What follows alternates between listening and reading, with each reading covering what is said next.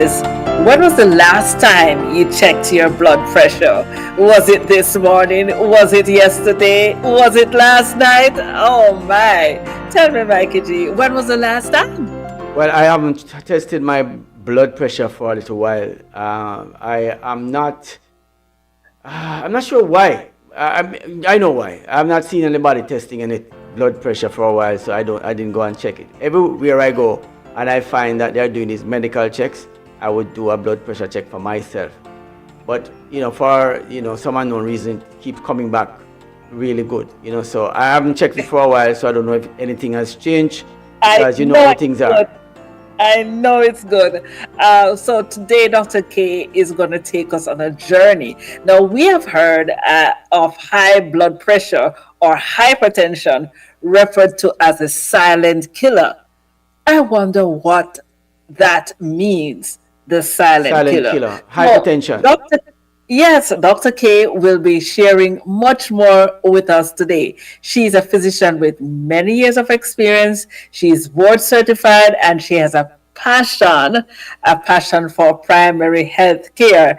And there's an area of medicine, as I just recalled, that I'm going to ask her to revisit because I had a question about that one, but we'll Ah, have that discussion after she comes on. So after the break, Dr. K will be sharing much more with us. of course, when we come back.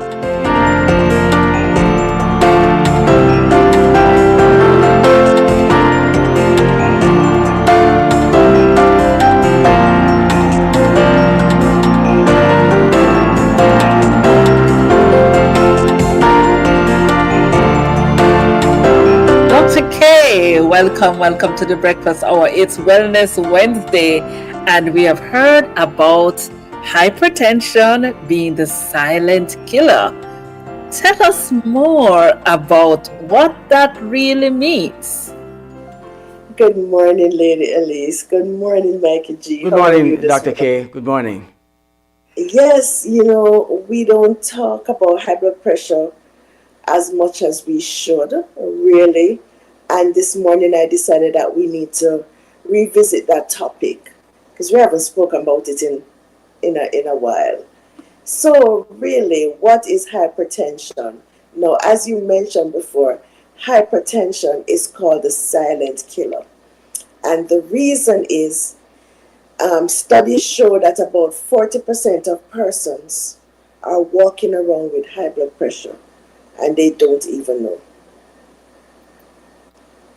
And that is because high blood pressure doesn't really cause symptoms early. When it actually causes symptoms, it's usually later in life. So basically, what does high blood pressure mean? High blood pressure means that your blood is pushing too forcefully against your artery walls, right?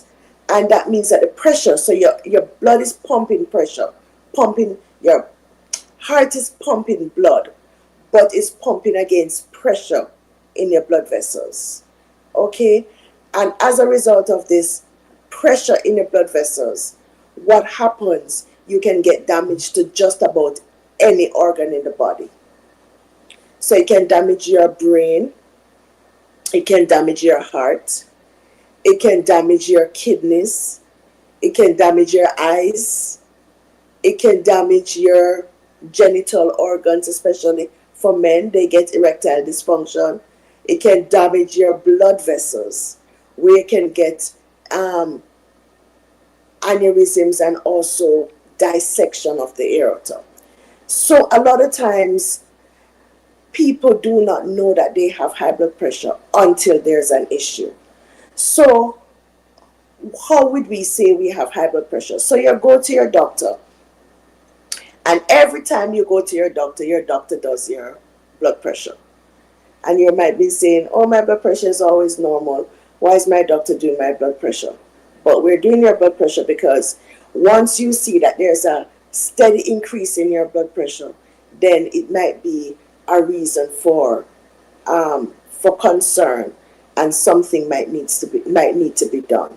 So what is normal blood pressure? So you have the top reading and the bottom reading. So anywhere between 90 and 129 is normal.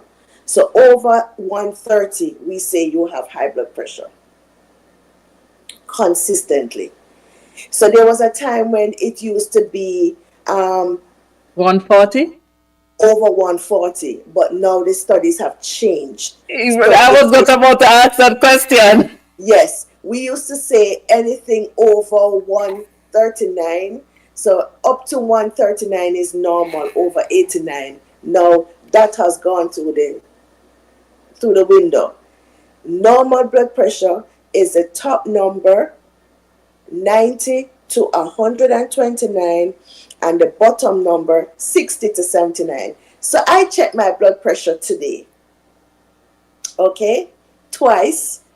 First time it was 109 over 58, and the second time I checked my blood pressure, it was 116 over 64. So And that would make it a normal blood pressure. that's correct, because it's between 90 and 124 at the top and 60 to 79 at the bottom. So if you notice that your blood pressures are consistently 130 over 139, 80 over 89, your doctor might say, your blood pressure is elevated. They may not want to start you on medication then, but they're starting to give you advice as to things that you can do to try to lower that blood pressure, and they're going to be keeping an eye on your blood pressure, okay? So what happens when your blood pressure gets elevated? Your heart starts working more Okay. to pump blood. Because remember, what happens is that your heart is pumping blood through the vessels to supply the entire body. I've heard persons say that they have an enlarging of the heart.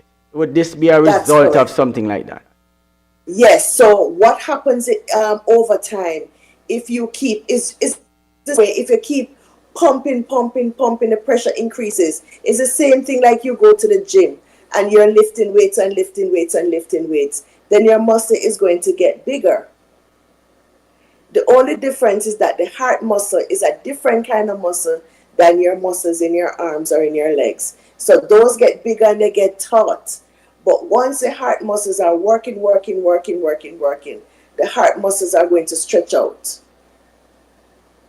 So when So it they're get going to get so you're bigger, saying when but when the they're heart going to muscles stretch get out. bigger, when the heart muscles get bigger, then it gets weaker. Then that's what you're saying. That's correct. Okay. That they say first they'll tell you you have left ventricular hypertrophy. That means the vessel, the heart wall or the wall itself of the heart becomes bigger, and then eventually you end up with heart failure where your heart stretches out, so the pumping action of your heart is not the best. So as a result of that, your heart is pumping blood, but it's not pumping effectively. So it's unable to meet the demands of the body because one pump is weak. And when the heart stretches out like that, what happens is that the electrical activity changes, and then you can get something called atrial fibrillation. So you're So, go ahead. not at risk for a heart failure or something to that effect. Yeah, well, you're at risk for heart failure when your blood pressure becomes too elevated. So as I say, when your blood pressure is elevated over time and your heart is pumping against the pressure, what is happening is that your heart, every time it's working so hard that eventually the heart gets weak. And once your heart gets weak, it's going to fail. Wow. So as I say, when you go to the gym and you lift weights, your muscles get bigger, but they still get taut.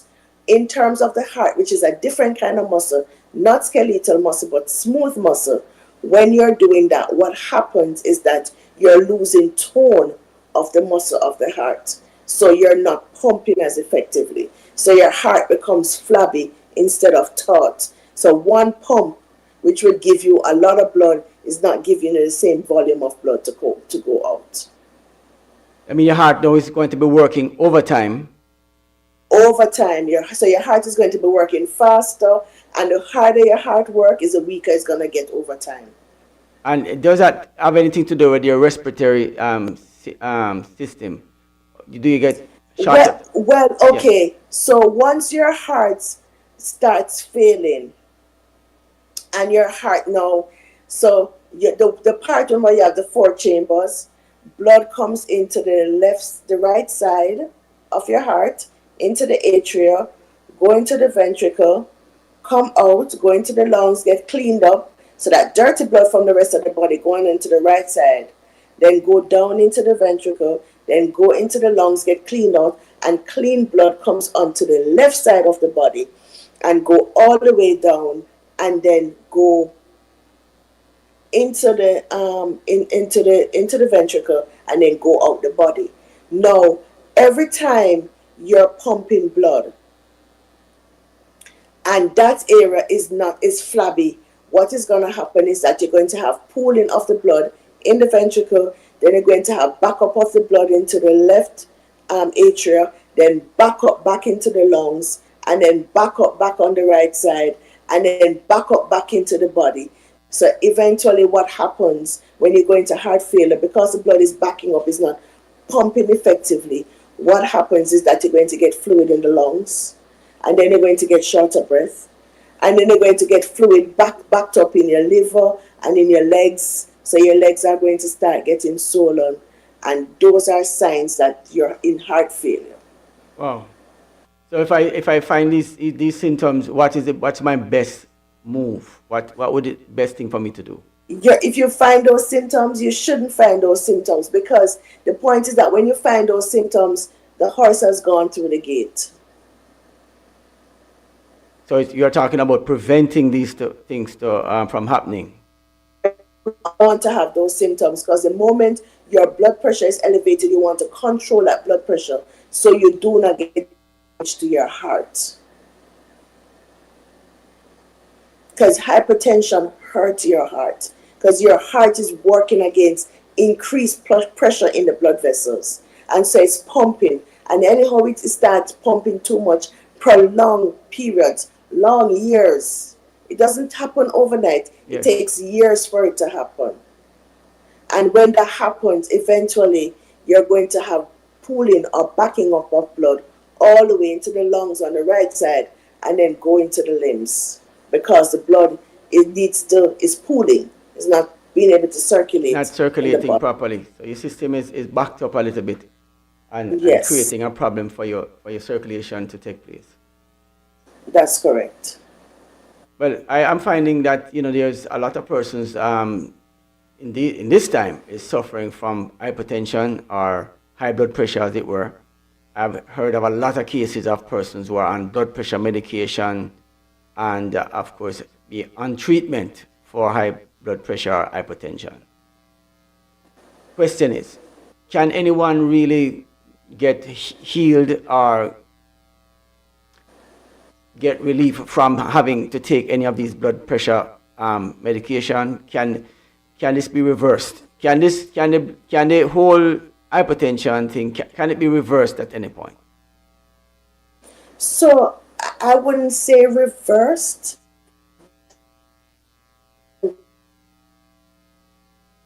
So you have things that are primary hypertension.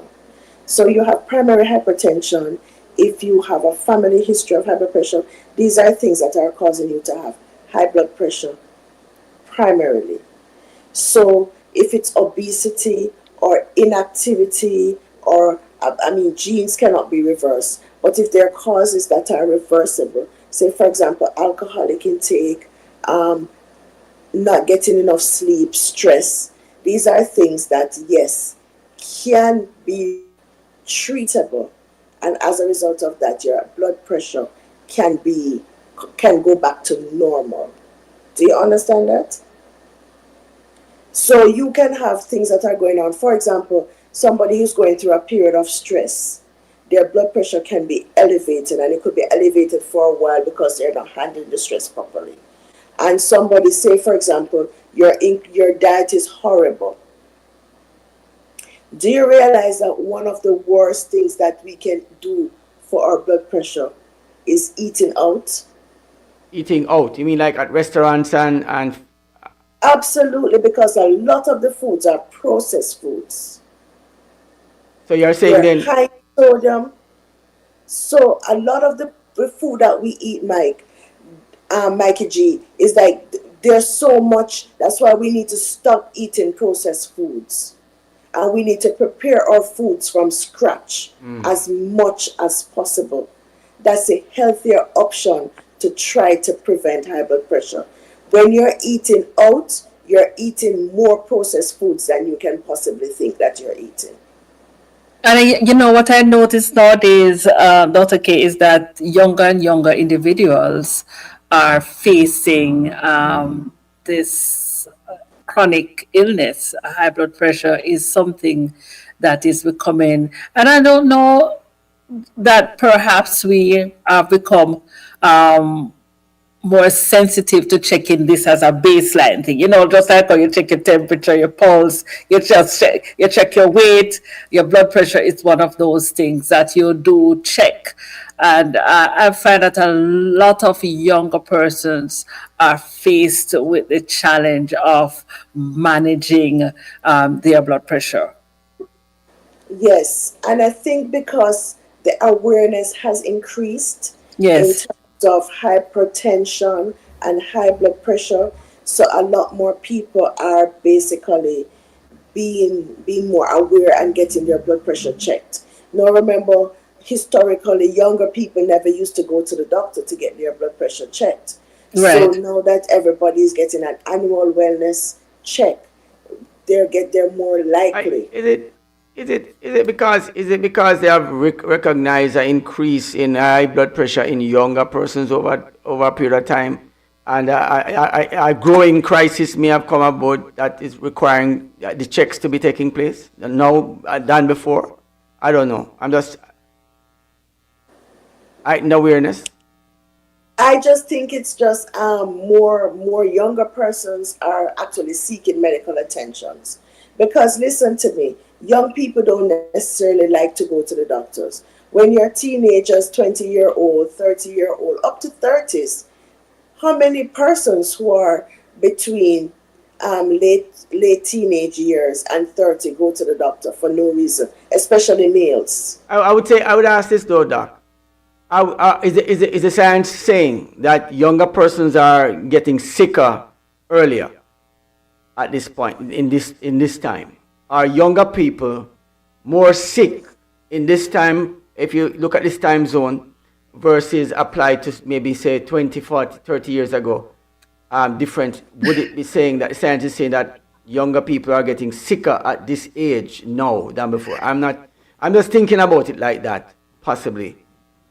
And you know what I'm thinking too? I know your address, Dr. K, to answer this question. I think too, because of the fact that we are more aware and we are doing a lot more screening, it means that we are finding a lot more younger persons because perhaps it existed before in a lot of younger persons, but they weren't being screened adequately for high blood pressure. So it's an interesting question. Dr. K, over to you. The ball went into your court. Yes, so what happens is that I think with younger persons, there there possibly is an increase in some of the illnesses that we considered, say, chronic medical illnesses. What they're finding is that a number of younger persons, and it's probably because of our the entire social structure now, they're plagued with a lot of stress. They're plagued with things like their Could diet, could the it be way video they're games, eating, not Doc? exercising. Go ahead. Could it be that they're plagued also with video games, So sitting they're on not moving couches? as much. Sorry. You mean so they're couch potatoes Yeah, and yes. not moving They're as playing with video games, sitting on couches, eating all day, drinking and playing video games and not moving at all. No exercise, no sunlight. I'm just thinking along that line. Yeah, but I think possibly the fact that they're eating all day and eating the wrong things, so obesity tends to be increased in younger persons, and with obesity overcome a number of other diseases or a lot of other conditions. So what we need to understand is that we need to move, we need to get exercise. And it's recommended that you get at least 150 minutes per week. And I would, that's easy. That's 30 minutes per day for 5 days. That's I would, at I would, least I would, I would, I would 150. say, Doc, if you run a test on these guys who play the video games, I'm just targeting those for now, just for this period. You might find that their fingers are healthier than the rest of their bodies. And at least the finger that's but you will realize that even in some countries, children are not going out to play the way they used to play before. Remember, children always, you have sorry, there's PE, there is break time, lunchtime. Children, you hardly see children running around and playing as much as they used to play before. Right. Even the summers, holidays, you don't see kids playing basketball, running around, playing tag, playing badminton, just chasing each other. Half of the times you sit there sitting down on their phones and watching stuff, and even if they're outside, they're sitting down on a chair, on a rock, or somewhere on their phones and not communicating and not conversing with each other. I'm telling you that I've watched the turn of the century where, even when we used to go and play pinball machine early days, we had to stand up and run around the machine to do it. These days, the games are not so much active. They are usually sitting down, playing a lot of linked games with each other, and they're in a like a studio setting, and they're just there all day doing that. And I find now that I'm listening to some conversation coming out that says that this is where it has affected a lot of youngsters health-wise, because they're not actually moving as much as they should, and they're not coming out for the sunlight, vitamin D that they should get. And of course, as I said before, if they were supposed to walk out of that room after a while, they might have to use their fingers to do it, because their fingers would be the most exercised part of their bodies.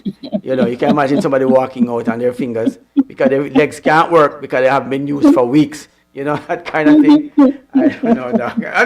I'm just saying that. I'm just thinking about it like that. I don't know. Yeah, well, that is true. We are living a much more sedentary lifestyle. But needless to say, when this hypertension strikes at a point, sometimes persons with stroke and end up with debilitating. It is very, very troubling for the patient and also for the family members as well. So it's important that we do take the necessary precautions, check our blood pressures. It's simple, right, Dr. K? Absolutely, absolutely. Checking your blood pressure is very simple. You can go to the pharmacy, and if you want Mm-hmm. to have a blood pressure machine, you can get a blood pressure machine for $40. So, I mean, Amazon, somewhere you can get a good blood pressure machine that you'll be able to monitor your blood pressure at home. And that's something you can use to monitor the entire family. And depends on some insurance, you can get over the counter benefits that can give you that you can use to purchase a blood pressure medication. But the thing about blood pressure, as we said before, is that because you're pumping against this high blood pressure, it's high pressure in the vessels, what happens is that you get damage to the blood vessels. We Yes. talked about the damage to the heart before, that once you're pumping, eventually your heart becomes weaker, and then the fluid backs up and you can actually get heart failure. But once you're pumping against the blood vessel, what you can do is damage the blood vessel. And every time you hit the vessel and you're damaging the vessel, you're causing atherosclerotic plaques to build up in the vessel. And once that happens, you're actually decreasing blood flow to the vital organs. I was So you're decreasing Go ahead, Doc. When I finish, I was about to you're ask you about dec- plaque, but I was about to ask you about plaque, and you're explaining it now. So I guess I'm getting my answer. right. So once you're damaging the blood vessel, Once there's a healthy blood vessel, if you look at that one, in the bottom is not a healthy blood vessel. Once you're damaging the blood vessel, what you're doing is building up. It's like you're building up deposits into the vessel. And worst of all, if you have high cholesterol or diabetes combined with a high blood pressure, that's a big killer. Okay, and so the blood that is going through the blood vessel now is decreased, and that is why you can get the strokes. So decreased blood flow to the brain. You can have decreased blood flow to the heart, where you can get a heart attack. You can have decreased blood flow to the kidneys, where you can damage your kidneys, and you can also damage the huge blood vessel in your body, which is called your aorta. By after a while, think about it like say for example, you have a pipe. Um, mm, what kind of pipe? Say you have a PCV pipe or something that eventually, or think about something plastic that you have, and it's you leave it in the sun or you keep hitting against it. Eventually, it's gonna get brittle, Yes. and with the brittleness, you're still pumping against that brittle thing. Eventually, It's it's going to gonna crack. give way and it's gonna break open, Mm. and that we call that aortic dissection. So a lot of persons, when they end up knowing that they have high blood pressure, is when they start feeling chest pain, or they feel dizzy, or they have stroke, or they have problems with their eyes, because blood pressure can cause ocular hypertension. So you can get damage to your blood vessels in your eye. In fact, there are times that you can see people who they say a blood vessel popped in my eye. Have you ever seen I've it? I've heard Yes, about Witness? it. yes, on several occasions. Right. And sometimes the pressure in that vessel increases and it can actually rupture, and you can see the blood in the eye.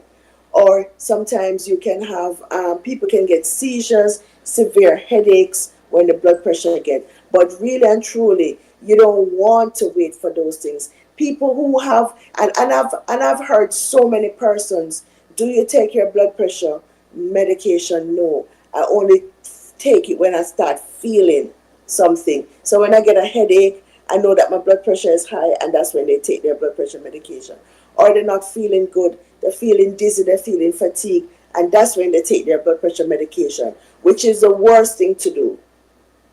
And Mikey G, you were asking me if blood pressure can be reversed. Yes. And I'm saying blood pressure in itself depends on the cause of the blood pressure, high blood pressure. Because if you decrease the condition, there are people who have obesity, who eat really terrible, eat a lot of processed food, who have a sedentary lifestyle. And when they change all of this, they modify their diet, they modify their lifestyle, they start cooking at home, eating properly. And what they realize is that instead of needing five different medications, they might go down to four, three, two. And sometimes, even without medication, their condition has been reversed. And that is depending on how far gone it is. Because when it's far gone, there's not much. It's like the horse has gone through the gate. But if you have taken it into consideration early in life, you might not have severe damage. You can have reversible damage. And as a result of that, you can actually um, be without blood pressure medication being monitored. And there are a number of other things. People use a lot of traditional stuff to get their blood pressure down. I mean, one is cloves, cinnamon, they use garlic, they use a whole host of stuff to get their blood pressure down. All sorts of organic stuff to get their blood pressure down. And I'm not going to knock them and say it doesn't work for high blood pressure, but make sure the blood pressure is monitored. And if you're on medication, you need to speak with your physician that I'm taking this and my blood pressure is going down. Just don't stop taking your medication cold turkey because I'm taking some garlic herbal mixture, and then eventually it probably does it for a little while because you had the medication on board, and then you stop, and then eventually your blood pressure shoots up, and then you know what, you get a heart attack or you get a stroke, and you say, but my blood pressure was normal. and I've been taking this. But you need to speak to your physician. Yes, they can work with you to try to get your blood pressure under control. And if you're taking something which is a natural remedy that's actually getting your blood pressure down, yes, that can happen. And the doctor might decide to, okay, so your blood pressure is constantly going, is say your blood pressure is 90, and so 90 over 60, 95, 98, and you say, doc, I think my blood pressure is, constantly, their doctor will definitely decrease your blood pressure medication until they realize that, hey, you might not need it anymore. Wow. But as I say, one of the best ways to control your blood pressure, know your numbers. Know your numbers. Remember, age is a risk factor for getting high blood pressure. Genetics is a risk factor. Obesity is a risk factor. Inactivity is a risk factor. Eating a lot of processed food is a risk factor. And you have to understand, these young people, pizza, turkey, processed this, it's like sausages. It's like almost everything that they eat. They go to Publix or they go to the store. They go to Subway and they're getting a sub. What is in there? Cold cuts. They're processed food. Or they're getting pizza and they have lots of stuff on it. And they have, they say, oh, I don't eat pork, but I'm eating turkey bacon. And they're eating that every day. That's still a lot of processed stuff. So yeah, Yeah. you might not. And then I don't eat meat, but I'm eating dinner roast every day, and I'm eating processed vegetarian food, which is laced. A lot of them are laced with a lot of sodium, especially that dinner roast. And a lot of people are not using it much anymore because it's laced with so much sodium. So you have to decide on everything that you're going to eat, because yes, you might not eat the meat and you might eat another form of plant-based meal, but then you have to look and be smart about it. What's the sodium content in this thing? Because that's a killer. And we need to realize that a lot of things that with nitrates, which produce a lot of free radicals, we need to stay away from a lot of those foods. So read, man. Yeah, read the labels. Read the labels. And one more Read the question before labels. we get out, Dr. K. When would you say that it is safe for me to seek medical attention? So if I've been monitoring my blood pressure, um, after three high readings, three above 130, 90, thereabout, that's when I go and see my physician. That's correct. So if you have one reading, so it has to be more than three consecutive.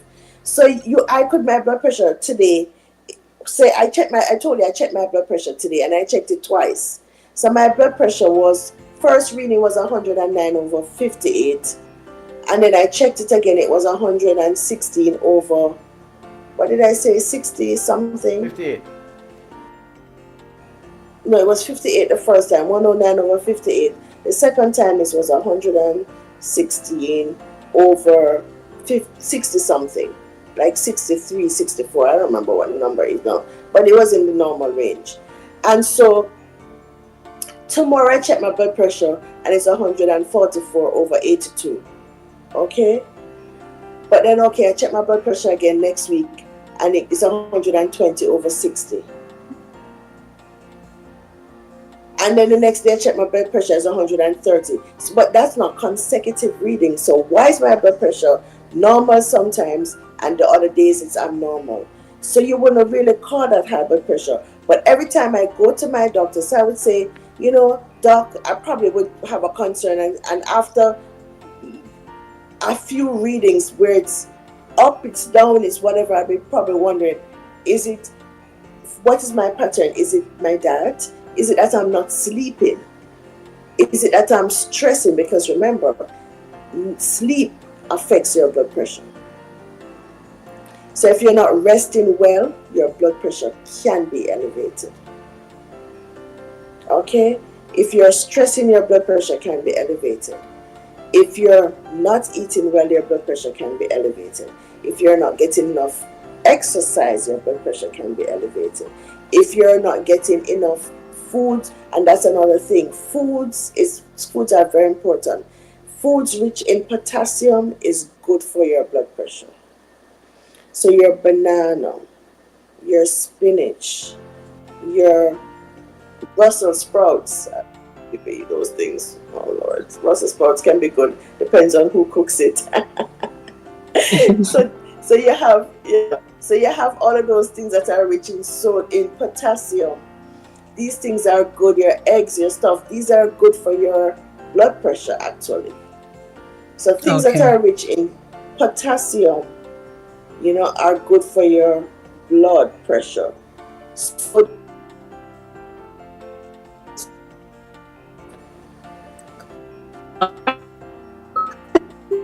these are you need to understand, and so we know what the normal values are. Once you're going 130 and above, or um, you want to keep your blood pressure below that. And remember, blood pressure hurts. It hurts the heart most of all, but it also hurts other organs. So there are men who say, I don't want to take blood pressure medication because my thing is not going to stand up. But having high blood pressure, it's not eventually. So make sure you take your blood pressure, because high blood pressure, hypertension, does cause erectile dysfunction. And this is 2026. There are a number of medications that you can take that do not have the side effects of affecting that genital organ that's so important. Does hypertension, if I last, for me, the last question before we go, does it affect women in the same way it affects men? In terms of erectile dysfunction, Yes. I well, might a I might ask woman's that enough erectile sense. organ is, You know, well, you know how a you know how woman's you talk erectile, about the blood. You talk about the art that the muscle pumps and it stretches out. I remember you saying that. I was saying if it affects the women the same way, it affects the men. oh no, that's anybody. Anybody can be in heart failure. The only thing that women would be different for women is the erectile dysfunction. But in terms of your heart, and that's because women do not have a penis. That's it. So if you have it affects your heart just the way it affects a man's heart. It affects your brain. You get stroke. You can get kidney damage. You can get dissection of the aorta. You can get blood vessels, ocular problems. You can get just about anything. Heart attacks, yes. The only thing is that with women, premenopausal women, because of the estrogen, they tend to be a little bit more protected than men.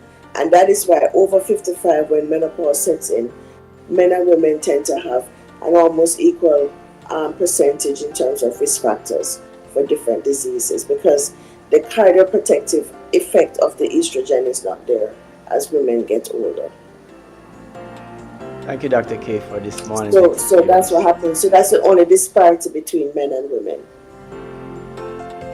Yeah, Lisa, I think you have to take this one. Go ahead.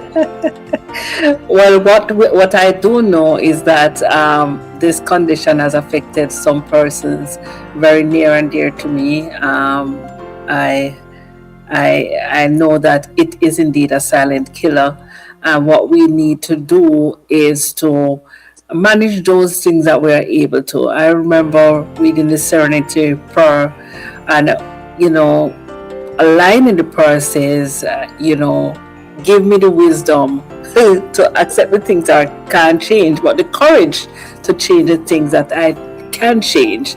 So it's important The for us to, wisdom, and the wisdom, yes, wisdom to know the wisdom, difference. and the wisdom to know the difference. So it's so important that we take this information not lightly, because hypertension, high blood pressure, is such a common thing that even if you're not experiencing it, perhaps a friend, a relative, or someone for sure who you know is having a challenge. So let's be there for each other. Share this information.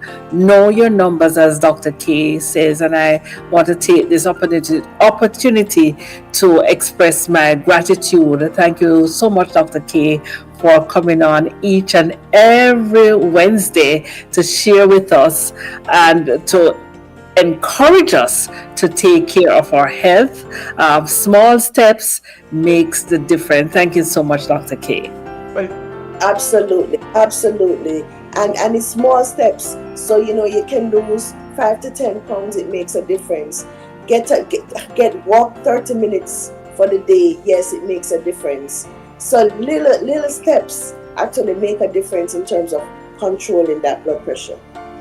all right, so thanks, Dr. K. I want to say thank you very much. I think, by just listening to the conversation, I almost asked about elasticity and if it affects, the blood pressure affects, I wasn't saying that, but maybe another time we'll talk about that. Yeah, but it does. Maybe. Remember, your blood vessels are basically, it's like an elastic. I was talking Your about somewhere smooth else. muscles. Think But, about your smooth muscles. You think about your smooth muscles, they're like, for example, an elastic band that stretches and expand and contract. And think about when you have an elastic band that is in a state of prolonged expansion. That's the word. You have it stretched out for a long time. Does it ever go back to where it was originally? That was my. It doesn't. That was my question a while ago, and I know, and you're just, I'm thankful that you said it. It will not go back if it's stretched out, and I know. Doc, thank you. You know what I want to do this even morning? if you put it back to a point, it will not go back. It will not go back, and that's what I wanted to make clear. That if you Doc, thank you for joining us this morning for this morning's experience. Of course, today we understand you're celebrating also our birthday.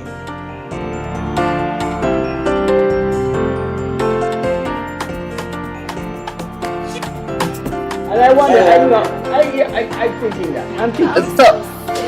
So with that said, that's even showing how committed Dr. K is. And I want to wish you all the best on your Earth Strong, and wishing you so many, many, many more happy, blessed, healthy ones as you continue to share with your family and friends here, the Flashpoint family. Thank you so much for all that you do. Wishing you, and I'm raising my glass with my glass. You have your glass right there. All right, let me do it like this. Happy birthday to you. Happy birthday to you. Happy birthday. Happy birthday. Let's do it again. To you. Happy birthday to you. So I want to say happy birthday to you, Doc, for another year, here and celebrating one more year, life, health, strength, and low blood pressure. Happy birthday. Normal blood pressure.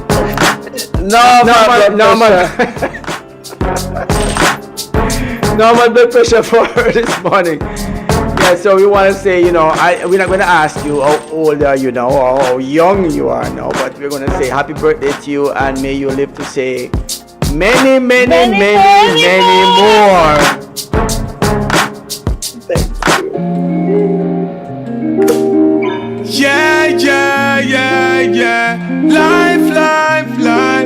Celebrate. So we're celebrating this morning one more year. How you feel this morning? How you feel this morning? Tell me, Doc. Yeah. Different than I felt yesterday. More year pandemic. Just grateful. One a vibe. Give thanks for life. Next year we doing it again. All right, so thank you very much, Doc, for joining us for this morning's experience. Happy birthday to you. Hope you live to see many, many more. And of course, catch you next week, same time, same place, and we'll do it all over again. Thank you so much. Thank you. Okay, Elise, your last word. Have a beautiful, a splendiferous day. Thank you so much. Thank you. All right, that's all we got this morning for our health talk. Catch you next week, guys. But of course, stay tuned. Much more to come.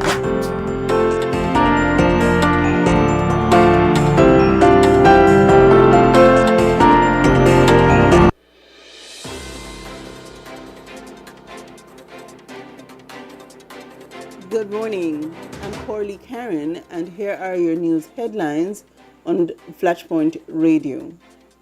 The Cayman Islands government has moved to strengthen democracy with new legislation to provide funding for the official opposition. Premier Andre Ebanks says the measure recognizes the vital role of the opposition, currently led by Joe Hugh, in holding government accountable. The amendment also increases constituency allowances and enhances support for all members of parliament, with government highlighting the need to modernize systems as workloads grow. In international sports news, the International Olympic Committee has announced a new policy restricting eligibility for female Olympic categories to biological females beginning with the 2028 Los Angeles Games. IOC President Kirsty Coventry says the decision is based on scientific evidence and aims to ensure fairness and safety in competition. Locally, Cayman Islands Olympic Committee President Bernie Bush has welcomed the move. Cayman's cycling community is preparing for the annual Pierre Odim Memorial Ride on May 3rd. The event honors the late cyclist and raises funds to support his children, while also promoting road safety awareness across the islands. Regionally, Trinidad and Tobago's Prime Minister Kamal Prasad Biseso is raising concerns over the reappointment process of CARICOM Secretary General Carla Barnett. She is calling for greater transparency, warning that the issue could have long-term implications for her country. Meanwhile, the United Nations reports that more than 13,000 people have been displaced in Haiti following a surge in gang violence in the Artibonite region. Aid agencies say limited access continues to hamper relief efforts. And in global developments, U.S. President Donald Trump has agreed to a 2-week pause in military action against Iran as negotiations continue over the reopening of the Strait of Hormuz and a potential border peace agreement. Those were your breakfast hour news updates. Please continue to stay with us for more throughout the day.